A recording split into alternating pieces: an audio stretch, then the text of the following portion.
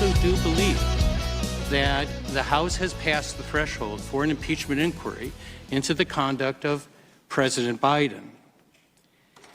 Having said that, I want to just address three inescapable facts that led me to that conclusion. First, President Biden has indeed spoken falsely about these foreign deals. The Washington Post and other newspapers have noted that some of his past comments are demonstrably untrue. Second, President Biden was the focus of a multi-million-dollar influence peddling scheme. And then finally, President Biden may have benefited from millions of dollars as a part of that scheme. That was Jonathan Turley testifying a little bit earlier in front of the House, because they are having the impeachment inquiry. That's what's taking place. The first inquiry, the first hearing for this in this whole saga. Welcome back to the program. Top of this third hour here on Thursday. I'm Dana Loesch, your lovable curmudgeon. You can listen coast to coast. You can watch the simulcast on YouTube, Facebook, and channel 347 Direct TV as well. So this whole thing with this impeachment inquiry, because there's enough stuff there that necessitates one. And the purpose of these inquiries, as I was discussing, earlier, is we're examining evidence without prejudging it. So some of these messages, for instance, the House Ways and Means Committee, they released some new emails today. It looks really bad. It actually particularly implicates CNN, because it shows that some of these connections, to the business dealings, that Hunter Biden was traveling all over the world to sell access to the Biden brand, i.e. his dad.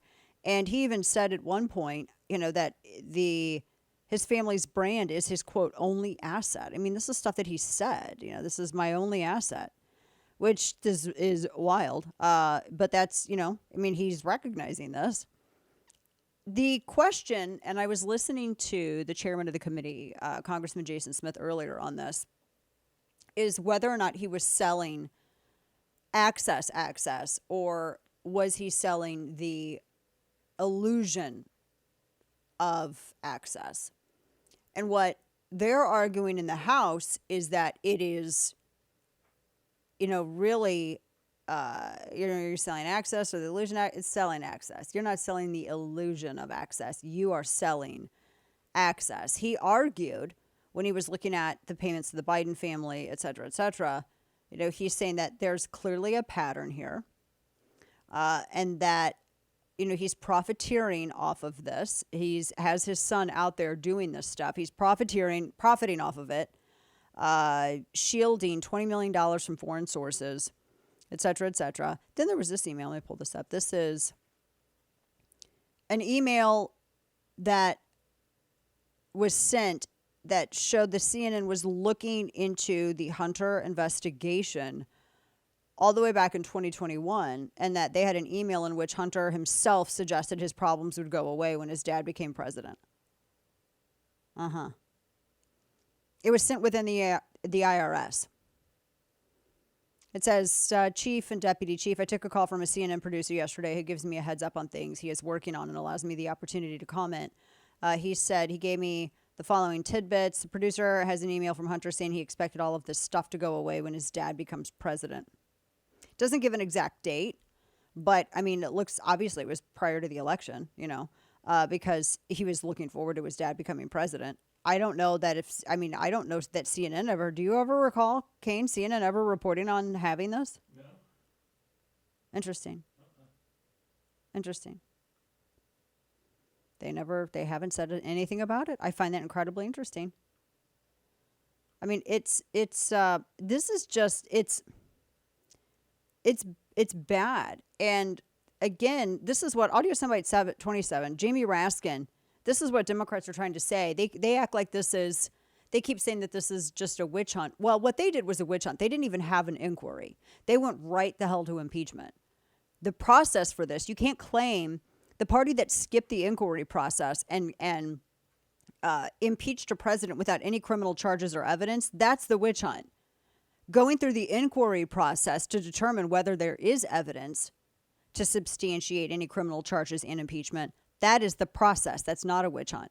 Jamie Raskin is trying to conflate it. He wants to hide the fact that Democrats politicize this, and he's accusing Republicans of actually it's goofy. Audio soundbite 27. Listen. Counts is what Donald Trump wants. As Republican Representative Ken Buck, a Freedom Caucus member, told CNN the other day, President Trump has gone on his social media account and said we should be impeaching President Biden. Kevin McCarthy said we have an impeachment inquiry.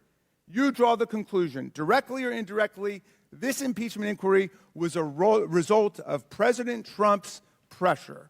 So we moved from a Trump-ordered government shutdown to a Trump-ordered impeachment process, and yet back in the reality-based world, the majority sits completely empty-handed with no evidence of any presidential wrongdoing, no smoking gun, no smoke.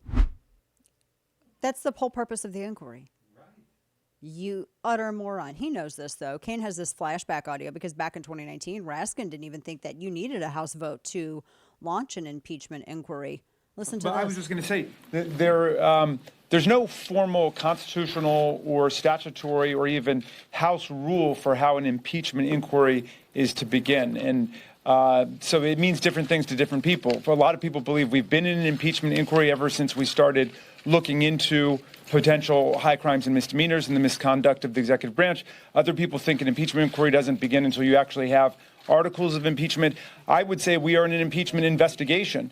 And as to the results of the investigation, it could lead to articles of impeachment or it could lead to something else. Interesting.